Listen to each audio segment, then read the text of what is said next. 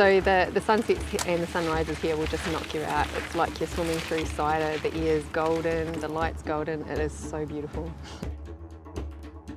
I mean, I'd heard rumours that any of the trails were really good, but of this kind of quality and this kind of quantity, yeah, no way. I was born and raised in Alice Springs, ran away to the Navy for 7 years and saw the light and figured out how good Alice Springs was for riding, and that was my sole decision for wanting to come back. I'm constantly being asked by bike shop owners and stuff, about the scene in Alice Springs, and they've obviously heard good reports through the Ingeriki mountain bike race.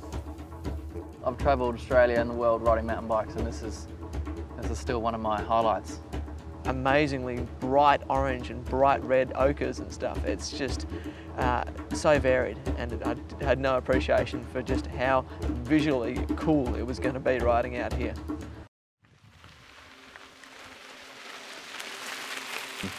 Things are looking like they're about to change, so a lot of local parks and wildlife and central tourism and NT tourism are getting behind us to hopefully open up the trails, which I think will be a really good thing. So.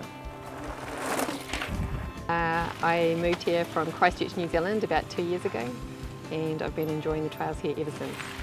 I think it's the weather and the ease of the trails, and basically it doesn't matter where you go in Alice Springs, basically the town's globally by trail network.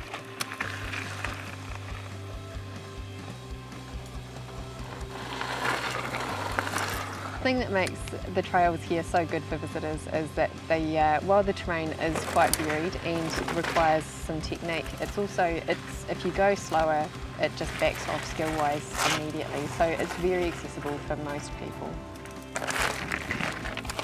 Super fast and dry, almost 99% of the year. Lots of rocky outcrops, but they still manage to find a good flow. Regardless of all the rocks and rough stuff out here, there are a lot of trails that do have a really good flow. My first time to Alice Springs was for the Ingeriki in 2010. The overwhelming amount of quality single track was surprising. I think everyone was quite surprised at the amount of single track and the quality of it.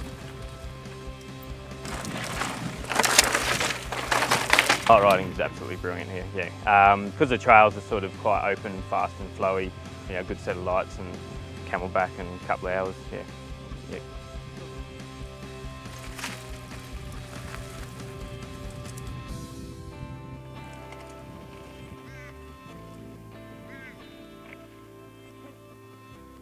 You can stay at any of the hotels in town and be on a major trail within minutes and spend the rest of the day on trails without seeing a side of town. So.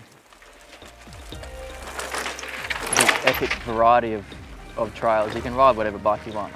You're not pigeonholed to a particular style of bike. You can bring whatever you've got and have a good time out here. It's like nothing else. I've never ridden anywhere that feels like this. But this blows Moab out of the water in terms of the variety, not just of the trails, but the geology and the trail services that you're riding on the whole time.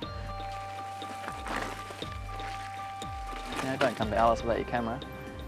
The scenes are bloody amazing. The best way to come out and experience all the trail on offer is to race the Ingeriki.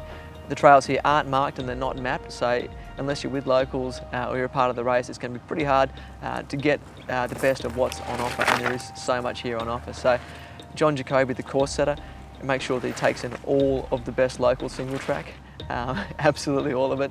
And so if you turn up to race the Ingeriki, you know that you're going to ride the very best trails that there are here in Alice.